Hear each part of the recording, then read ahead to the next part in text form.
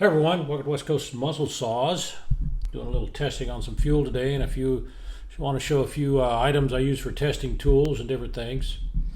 And so we'll start with the fuel. I showed you on a previous video on how to make your little testing vial. You can buy these. I prefer to make them. Of course, do so at your own risk. This is for the entertainment only. Don't try this at home. Anyway, what I did with my glass vial, I got two scribes on it. One's for my level of water. You can see it separated there. And one's for the testing of the alcohol, ethanol content. And I did this previously, so I know what 10% is. That's what the second mark is. And that's legitimate. That's what you'll see most of the time in the fuel that you receive or at the pumps. Pretty common on the West Coast. I hear my buddies over there on the East Coast, sometimes they get up 15, 20%. And if you're not sure and it's posted on the pump and you curious if they're accurate or not, this is the way you do it. What you do is to the bottom line, fill it with water, and then we're going to agitate it. We can't say shake it because somebody said shake it one time and they dropped their vial and started a forest fire or something out there, and so we can't say that, so you're just going to agitate it. There you go. Anyway, it's going to look like that. That's everything combined, and what's going to happen is the water is going to attach to the ethanol. Alcohol and water always combine. And it'll take several minutes, and at the very end of the video we'll take a peek at this. Normally you should let this set for about a half hour, but we're not going to because of the time frame of the video. But anyway, we'll set it back here and let it start to, it's already starting to separate, and you can see where the alcohol and water are starting to combine, and eventually this will come down after it all settles. The gas will all go to the top, and we'll take a look at it. Anyway, I just want to show you a couple other tools. If you guys are really into wanting to repair chainsaws, huge demand out there for it. All different ways you can go. I've been fortunate enough to do most all of it. I mean, I've also done the 4-cycle. I was a master certified technician from Briggs. Radcliffe, probably one of the most proficient instructors on the small engines. I studied under him, and unbelievable information, and I do use that occasionally. I don't work on 4-cycles a lot anymore, but learned a lot from him. And then I was able to learn under so many different guys from the industry on the 2-cycles, from the biggest names back in the day to today. McCullough, Homelight, Poulan's, Stihl, you name it. And I got proficient at it, and was not only on the engine wise, but also on the bar repair, the TIG welding, the gas welding, oxyacetylene welding. There's just a tremendous amount of opportunity out there if a guy wants to learn all this. And here lately I've been testing the waters a little bit on training some of the guys that are really interested. If you're really interested in learning a good trade,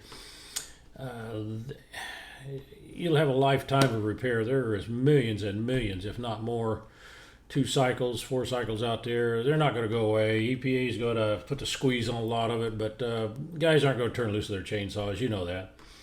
And they need to be repaired by a quality technician. And if you're interested in learning to be a quality technician, I do have small classes on Zoom. Very affordable. You just need to contact me. Let me write this down so you can make a note of it. SawKing@hotmail.com.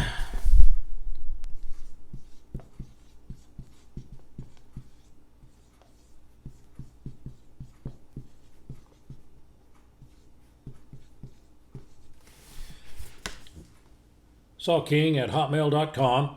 And what it is basically be a half hour, normally about a half hour class. Sometimes we run a little longer on Zoom.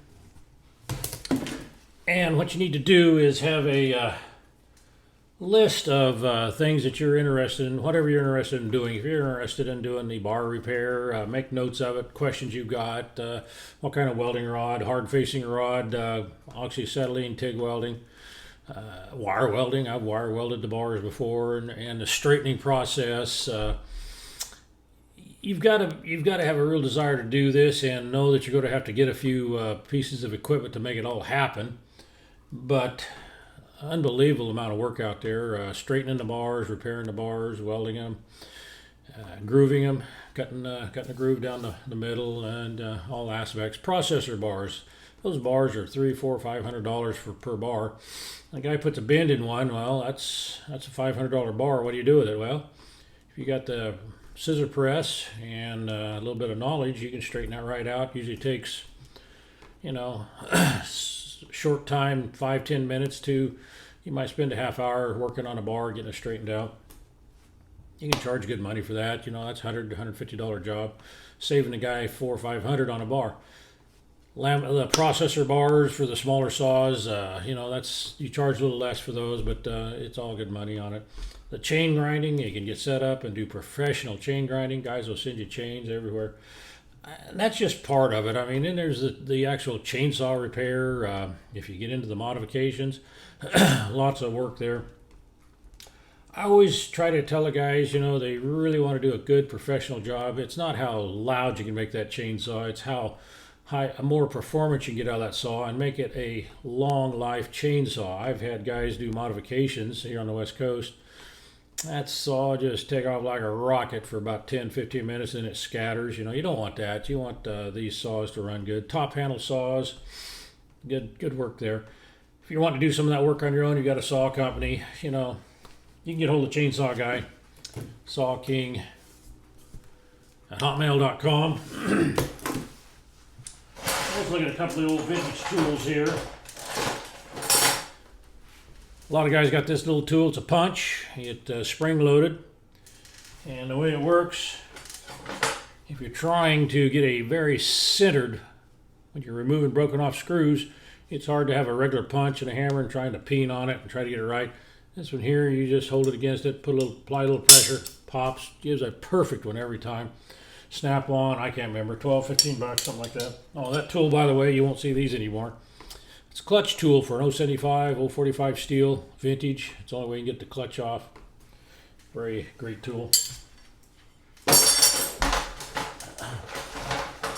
Get over to Hobby Lobby. Get you some of these very specialty files for hobbyists. We call them jeweler's files. There's different variations, triangle, every configuration you can imagine in there. You can see a little closer there. What these are nice for is the guys doing the modifications on your saws. You want to perform a little better. Of course, never try this at home. This is for entertainment only. Don't hurt yourself out there doing any of this stuff. You need to shave that keyway, either the key itself or the notch in the flywheel, to advance that flywheel just a little bit. Some guys will take off a quarter of an inch and have it where they can't even start that saw. It kicks back and rips your hand out, thinking they've really done something, but they've actually damaged that saw. What you get is a sonic vibration, and the saw will actually, I've seen them actually disintegrate, spark, knock the piston, and do all kinds of damage. You don't go that far. It's minimal. The factory built a nice saw. They just had limitations on how good they can make it run. And so you're going to enhance that a little bit, and you don't want to do overkill. So that's a great tool. Hobby Lobby. I'm not a spokesperson for Hobby Lobby, but that's probably one of the best little tools you can have in your shop. Many different uses for cleaning up burrs and different things on the stuff you're working on.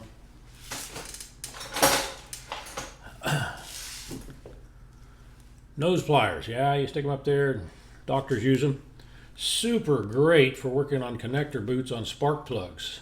You know how difficult it is to put a wire in a boot, connector boot, going to the spark plug. A little bit of lube and this, and you can have that in there in seconds, not fighting it and trying to make it, doing it 2 or 3 times and having issues with it. The nose pliers online, I've seen them go for 8, 10, 15 bucks. Get you a quality one now.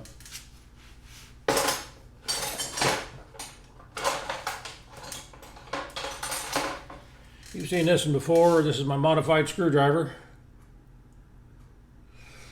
Super nice for, I use this one mostly for doing the vents on the chainsaws, especially the HUSQVARNAs.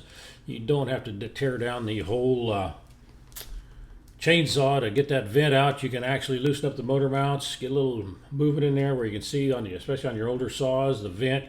You just thread that in there a little bit, pop it out, you're done. Slide the new one in.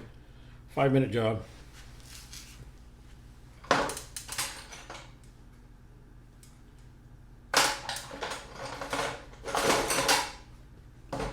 And of course, I showed you this too. This is a great tool. I use mine. I grounded mine out. You buy it without the grounding wire and then put you a grounding wire on it. The reason for that is if you don't have a good grounding wire, it's hard to get this to attach anywhere where you're working on a chainsaw engine.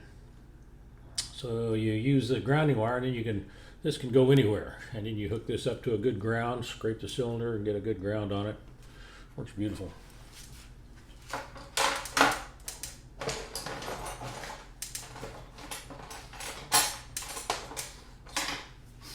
Another snap-on tool. Most of you guys got that in your toolbox that are working shops.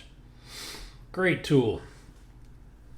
One of the things I really like to use this for is when you're working on a HT pole saw, steel pole saw, and the adapter breaks off on one end or the other, and it's plastic shoved up in there. You guys who are working on steels, you understand. If you ever get, or if you guys have got them in your shop, you want to learn how we can do a zoom, show you how to save you a lot of time on fixing those. Anyway, what you're going to do is the piece is broke off in here, and it's rubberish plastic metal, or excuse me, plastic material. Hard to get out of there. And what you do is you take your little propane torch, a little one. We're not talking about a one blowtorch. We're talking about a little one. Hold it back. You're going to heat that aluminum up just a little bit. You're going to reach up right in the center. Hook on the back side, and it'll just slide right out. You're done. Slide a new one in. 20-minute job. You're out of there. You can build these. This is the tool that I use for the spark plug wire. It has two functions. One, you slide the, get it where you can see it there. You're going to slide the wire in here all the way to this stop. Squeeze down. You just poke the hole in it for the spring wire.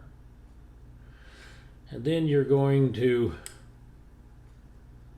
slide the spring wire on there, crimp it, and you can use the nose pliers or you can use this, lubricate it, and it'll just slide right in there. Piece of cake. Works beautiful. Nice tool.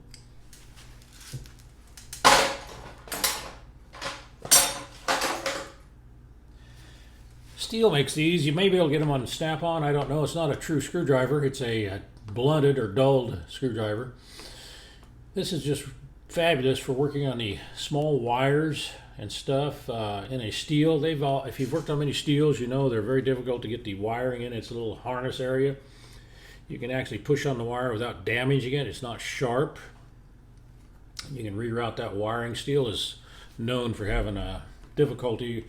If you get into the 362s or any of them, the way the wiring goes, they can be a challenge trying to push them in, and if you use a regular screwdriver, you will nick them and cut the wires. This does not nick them. Of course, lubricate a little bit, make it slide in there just perfect. They make a lubricant, Stihl does. You can use basically about anything that doesn't deteriorate the wires. Just be careful what you're doing.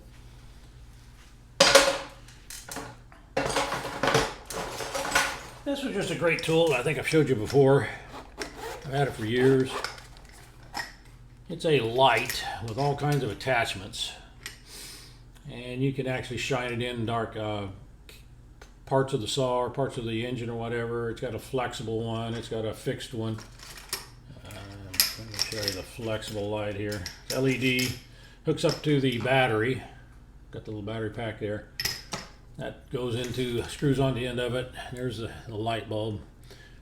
Pliable, flexible. You can get it about anywhere you want to look at anything. Very, very great tool. Also has a fixed one with the bulb, LED in it. Just a handy little tool there. Well, guys, I'm going to have to get out of here. I've got a little session coming up with a guy. We're going to repair a piece of equipment, and so we're going to get out of here. But let me show you this.